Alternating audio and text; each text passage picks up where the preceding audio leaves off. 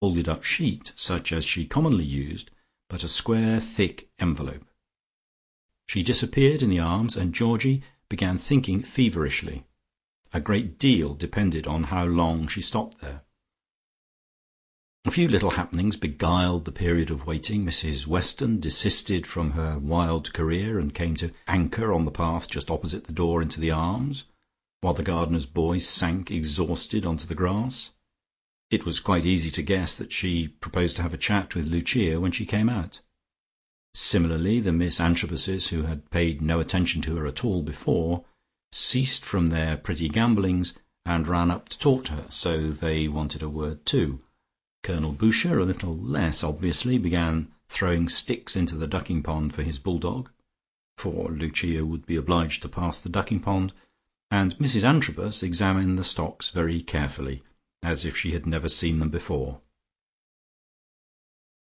And then, before a couple of minutes had elapsed, Lucia came out. She had no longer the note in her hand, and Georgie began taking his opera glasses to bits in order to wash the lenses. For the present they had served their purpose. "She has left a note on Olga Bracely," said Georgie quite aloud, so powerful was the current of his thoughts. Then, as a corollary, came the further proposition which might be considered as proved. But she had not seen her. The justice of his conclusion was soon proved, for Lucia had hardly disengaged herself from the group of her subjects, and traversed the green on her way back to her house, when a motor passed George's bathroom window, closely followed by a second. Both drew up at the entrance to the Ambermere Arms.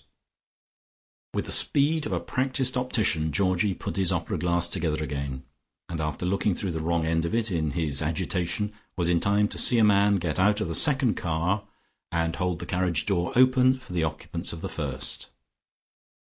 A lady got out first, tall and slight in figure, who stood there unwinding her motor veil. Then she turned round again, and with a thump of his heart that surprised Georgie with its violence, he beheld the well-remembered features of his Brunhilde. Swiftly he passed into his bedroom next door, and arrayed himself in his summer items. A fresh and almost pearly suit of white duck, a mauve tie with an amethyst pin in it, socks tightly braced up of precisely the same colour as the tie, so that an imaginative beholder might have conjectured that on this warm day the end of his tie had melted and run down his legs. Buckskin shoes with tall slim heels and a straw hat completed this pretty item. He had meant to wear it for the first time at Lucia's party tomorrow, but now, after her meanness, she deserved to be punished. All Riseholme should see it before she did.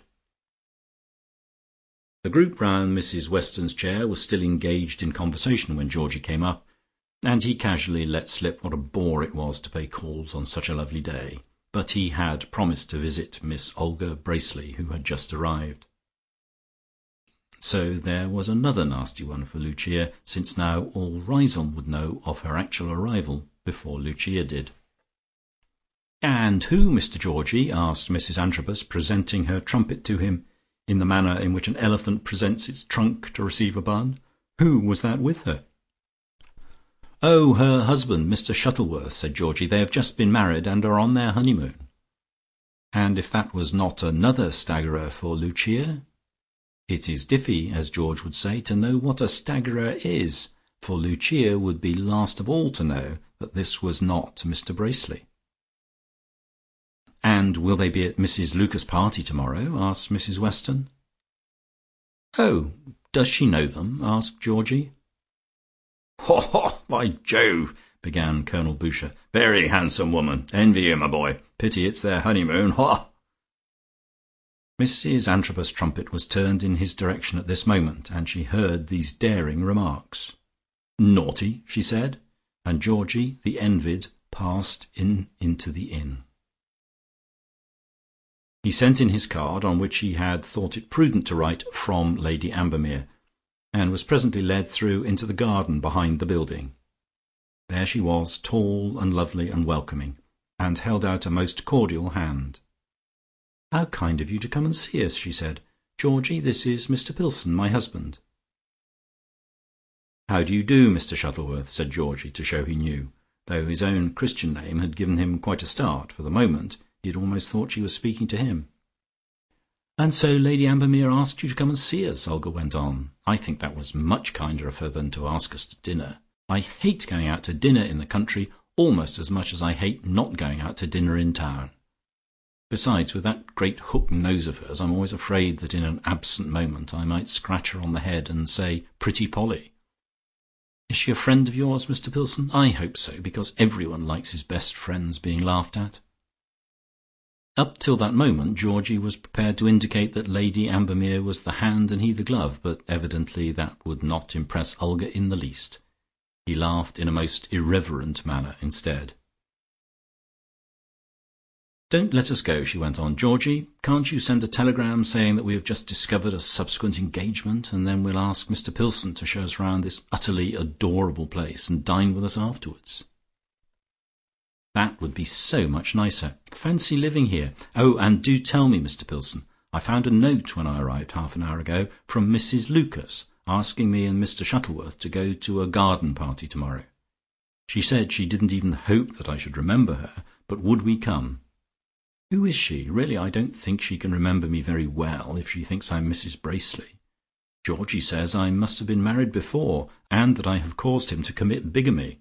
That's pleasant conversation for a honeymoon, isn't it? Who is she?"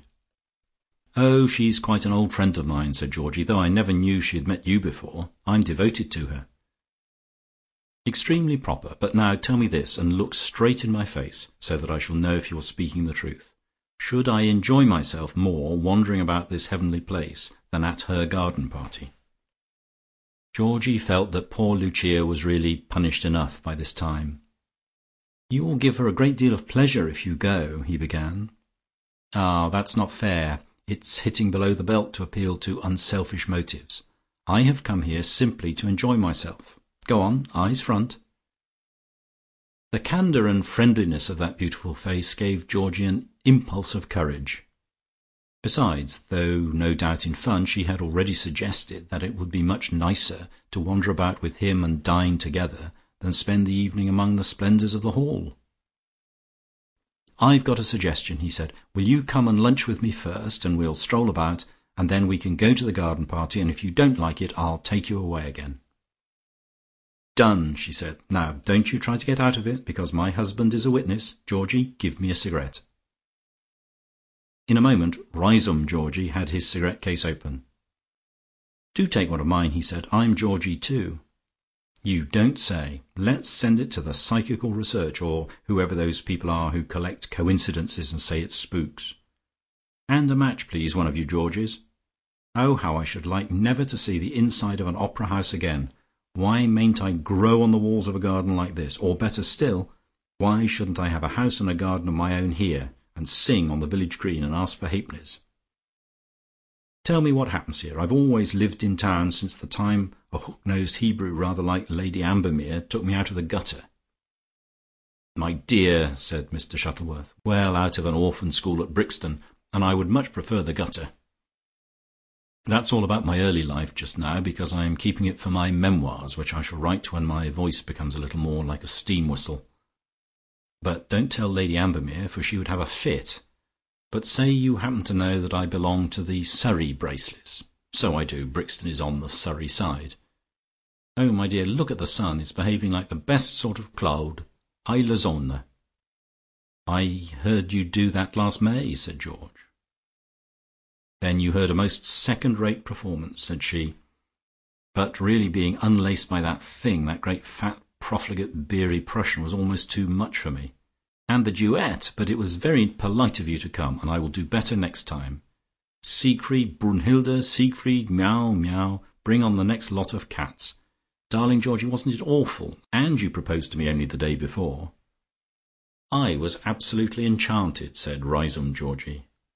"Yes, but then you didn't have that thing breathing beer into your innocent face."